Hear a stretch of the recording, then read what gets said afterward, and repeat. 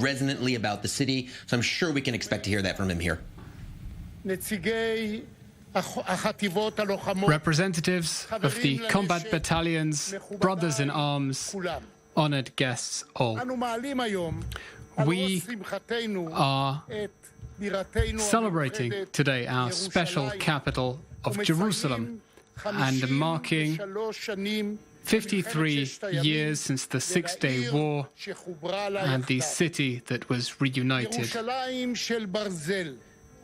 Jerusalem of iron, copper and darkness, we called freedom for your walls. So wrote at the end of the Six-Day War Meir Ariel, who took the famous song of Naomi Shemer, Jerusalem of Gold, and changed the words. Meir Ariel, who wanted to remind and remember his friends in the paratroopers, our friends, who gave their lives in the war for Jerusalem.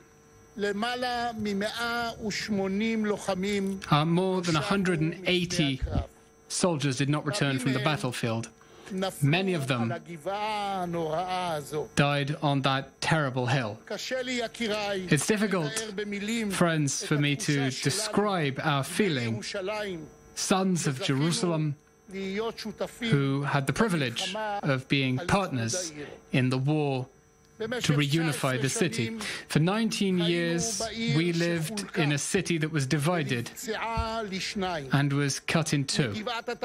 From Ammunition Hill until Mar Elias Monastery, there were barbed wire fences with mines that divided the old city from the new, the Western Wall from the hill.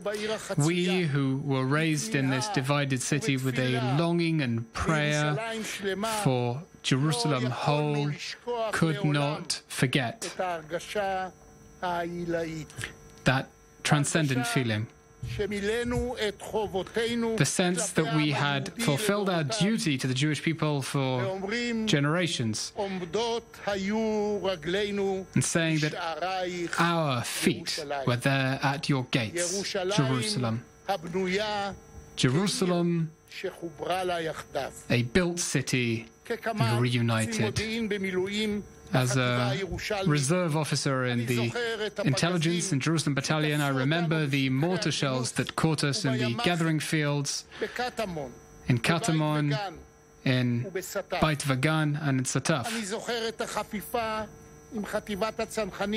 I remember overlapping with the paratroopers in the Schneller Center during the shelling and getting to the Motaguz command center near the police headquarters, and the call, the Temple Mount is in our hands, which we heard connected to our radios in our APGs on the way from Bethlehem, on the way to Hebron. And so while our hearts were still in Jerusalem, we too had the privilege of touching eternity, of touching history, of reaching the cave of the patriarchs, and to quickly skip over that infamous seventh step on the way to the tomb of our forefathers. Every year I find myself astonished watching the wonder of the city of Jerusalem. Jerusalem, the capital of Israel, the city, the capital of the Jewish people, is a one-of-a-kind city, the likes of which there is no other across the whole world. A city that is a home to all religions. A city that tells a long history of battles and victories, a city of culture and art, a city that has hills and valleys, walls and forests and springs. Jerusalem, our Jerusalem, is the heart, the physical and the spiritual heart of the nation residing in Zion, the city that we dreamt about and which we prayed for over more than 2,000 years of exile. In this city, on whose cobblestones David and Solomon walked, on whose land the temple was founded, and which guided Jewish identity. In this city, we have the privilege of celebrating our sovereignty as a free people in our land. A city that in both its Jewish character and its democratic character in one breath. Guests, more than 53 years ago, we fought for Jerusalem. But today, we must declare a new war. No, not a war to liberate the city, but a war for the development of the city. A war to turn Jerusalem into a beautiful city in every sense of the term. This war is not a 6-day war. The real war for the quality of life in Jerusalem, for the preservation of peace and quiet on its streets, turning it into a prosperous metropolis for all residents. And this is our 100-year war. A war that must be run for the long run. Instead of guns and artillery shells, we must recognize reality and look forward to the future. My teacher at the gymnasium, the poet Yehuda Amichai, once wrote a poem, Meir. One of the stanzas reads as follows: "It is sad to be the mayor of Jerusalem." I toured the city this week with the mayor of Jerusalem, Moshe Leon, and I can say that there is nothing sad about it. Nothing sad about being the mayor of Jerusalem. It's a joy to be the mayor of Jerusalem. It's a joy for Jerusalem that it has a mayor who is completely devoted to it alone. I want to congratulate you, Mr. Mayor, Moshe Leon, as a public figure with nationalist opinions. You are taking real responsibility for all parts of the city, not out of a sense of noblesse oblige, but a sense that everyone belongs to this city, east and west. That is true Zionism. You have a heavy responsibility and great influence and ability to act and affect the history of the Jewish people and all residents of the city in our Jerusalem. Yes, of all of us. There must be no dark holes. This is a municipal and national responsibility. Katamon and the city of David, Beit Safafa, and towards the Mount of Olives, Kikar Shabbat and Damascus Gate, Piskat Ze'ev and Beit Hanina, Rechavia and Abutor, Ezra Torah and Gilo. All are part of the same city, which we are all continuing to join up. That is the most profound meaning of a united Jerusalem, of a Jerusalem that has been connected together. Rejoice for Jerusalem, as if all its lovers were descending on it. Happy Chag Yerushalayim. ירושלים. איזו עיר. אפילו כשחמים, עדיין קצת קר. We have just heard a speech by the president of Israel, Rivlin, on this Jerusalem Day. And of course, President Rivlin himself a native of Jerusalem. In fact, his family goes back several, I believe, even 7 generations in that city. And I think, Owen, you could hear it in his voice, genuine, his love for Jerusalem and his concern for all the residents of the city, but not entirely ignoring the political issues that are also in the backdrop of this story. You're absolutely right, Caleb. Of course, it always comes from the heart, from Rivlin in general, and certainly when talking about Jerusalem in particular. Look, this was a speech that had two main themes, and the question is how and do they connect? The first one, of course, the Jewish legacy of Jerusalem and the connection of the Jewish people to Jerusalem. Rivlin has always talked very, very, very emotionally about that. And on the other hand, talked about how important it is to join together these very different parts of the city that include both its Jewish and Palestinian residents.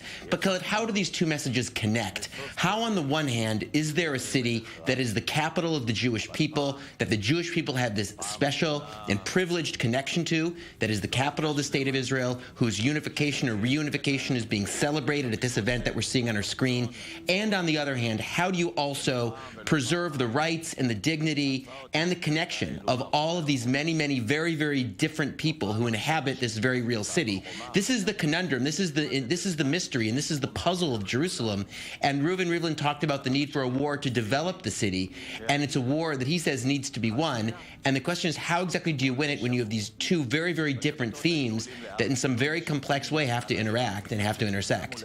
Well, that is the challenge of Jerusalem. To some way, Rivlin referenced a poem by the great Jerusalem poet Yehudi Amichai, saying how it's sad to be the mayor of Jerusalem because of these complexities, these problems that really may not have an actual solution. I found also moving President Rivlin discussing his own experience on that day 53 years ago when the city of Jerusalem was united, or depending on your view of history, reunited under Jewish sovereignty for the first time, and how he said that he himself heard that famous broadcast by the paratroopers, the Temple Mount is in our hands.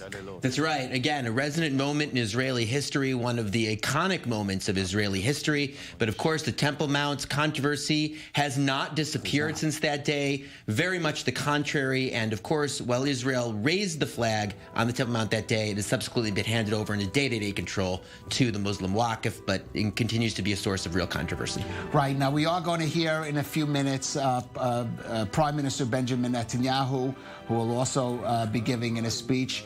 Now we're hearing Shuli Rand, the popular singer. Interesting, he was someone who became what is Israel called Baal Tshuva, newly religious. He was a very popular actor, secular performer, now part of the ultra-Orthodox community that is such a big part of that city of Jerusalem. Let's listen in a bit.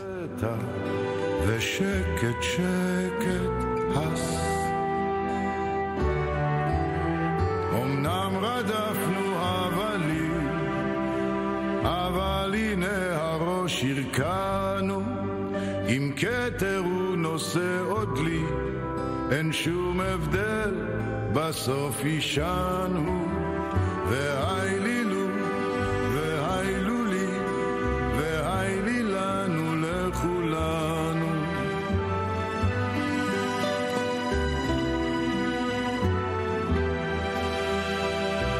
תפוח, נו מה עץ, נו מה מלך, נו מה לץ, נו נהרות וחוף, נו חצוצרות וטוב, אולי בכל זאת רבע עוף, לא, לא סוף.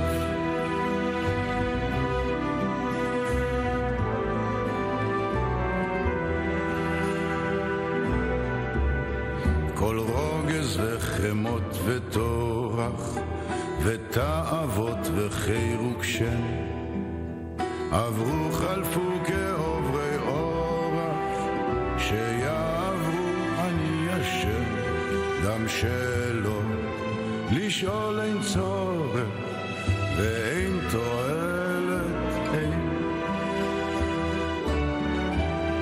רוב נגינות ישות צמילים אך שיר הארץ שידענו ושנחבא אל הכלים רק הוא בסוף נשאר איתנו נשאר ושם הניחו לי הניחו לנו לכולנו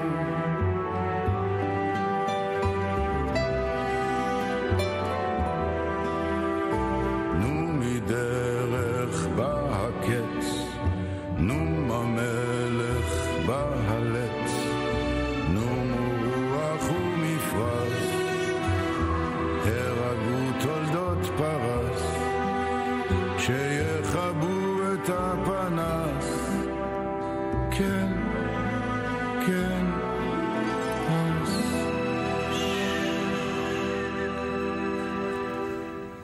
Now, that was Shuli Rand. He is a popular performer, and I should point out how quite unusual to see a performer who considers himself part of the ultra-Orthodox community performing in a national, even nationalist ceremony. Let's listen now to Prime Minister Benjamin Netanyahu. Citizens of Israel, lovers of Jerusalem, and first of all, my brothers and sisters, members of the bereaved families whose loved ones fell here in the Six-Day War.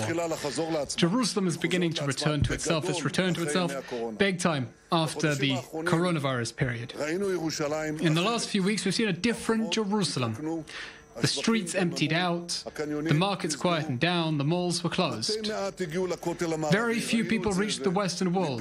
We saw it and it was chilling. But now, having successfully stopped Corona, everything has changed.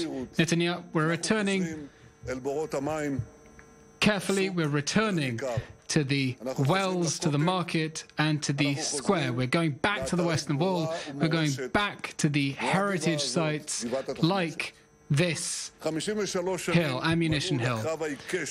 53 years have passed since the difficult battle to conquer this hill. Here is a ditch. Our fighters drove forward under fire. Over there, a grenade was thrown. Here, the wounded lay down. And there, unfortunately, there their friends breathed their last breath. The bunkers and the ditches are the strongest evidence of their bravery. We all salute their bravery. It's no coincidence that this was remembered as one of the most difficult battles in Israeli history. But now, this year, what I'm really missing is Katja, one of the greatest fighters in the IDF and liberators of Jerusalem. He died a few months ago with incredible battle stories behind him. He and his paratrooper friends reached Jerusalem in '67, which was a divided city at the time. I remember Jerusalem because I grew up there. A Jerusalem of no man's land, of barbed wire walls, of fence, of signs warning people not to cross. There were protective walls against snipers, and those who shot at us were the Jordanian Arab Legion, who stood on the walls of the old city. I remember the apprehension, the anxiety before the fateful 6 days. For we were afraid that the state would collapse, the destruction of the third house. But in these 6 fateful days, we turned things on their heads, from a threat of annihilation from the Arab states to a historic, momentous victory. And when Mota Gor declared, "The Temple Mount is in our hands," I remember my heart beating like it was just now. And that heartbeat pulsed through tens of thousands of hearts. We've returned to Jerusalem, Judea and Samaria, and the Golan Heights. Katja and his soldiers turned up at the victory parade with immense pride, but at the same time also with immense pain. Huge pain for the fallen. And the fallen are always in our hearts. Years later, he dedicated himself to turning this hill into a hill of life. He said, everyone in Jerusalem must reach 4 places: the Western Wall, Yad Vashem, the Holocaust Memorial Center, Har Herzl, and Ammunition Hill. He's absolutely right. But Jerusalem has so much more to offer. The development momentum in Jerusalem is receiving a huge tailwind from Our friend President Donald Trump's decision to recognize Jerusalem as the capital of Israel at long last, to recognize it as our eternal capital, and to transfer the American embassy here. And I can tell you that more and more countries understand that this is the correct step that they must take for the sake of justice, for the sake of truth, for the sake of peace, because peace must be based on truth. And Jerusalem has always been and shall always remain ours. When I visited Washington at the beginning of the year, when President Trump presented his peace vision, he showed that under his vision, Jerusalem would remain the undivided capital of Israel. It's important for Jerusalem. It's important for our nation. It's important for the state of Israel. I said in Washington that I'm ready to negotiate on the basis of the President's vision, and after the formation of the National Unity Government, I repeat that today. I was happy to see that my partners take the same position. And as for the development of Jerusalem, together with my friend Mayor Moshe Leon, we are launching our capital into a new age materially and spiritually. Now we know that the negative migration from Jerusalem has been stopped. Soon we'll expand the fast rail line from Tel Aviv to Jerusalem. We've already started working on expanding Route 16 to enter an additional entry to Jerusalem from the west. We inaugurated another industrial center north of Jerusalem. The factories will provide employment for thousands and thousands of people. We restored the old cobbled road in the city of David, which led people from Silam to the old city in ancient times. And just recently, I approved the expansion of Har Homa, which I approved as my first term as Prime Minister. There'll soon be 50,000 people there. It's practically a small city in Israel, just that neighborhood. And I also approved construction in Givat HaMatos for Jews and Arabs as one. We are promoting across the city housing, education, innovation, culture and leisure projects. It's simply wonderful to live in Jerusalem, and I wish to add that Jerusalem belongs to everyone, not just to Jerusalemites like me. Today we put Jerusalem to the top of our joy for all generations who have wished to come through its gates. On this day, even those at the edges of the country and the center of the country, remember that Jerusalem is the heart, it's the soul of our country. So is said in the book of Psalms. Who shall bring from Zion the salvation of Israel? To next year in rebuilt Jerusalem, to next year in a healthy Jerusalem. Chag Sameach to the capital of Israel. Chag Sameach, Jerusalem. תודה לראש הממשלה. כשמביטים בדרך שעברה ירושלים. And we have just heard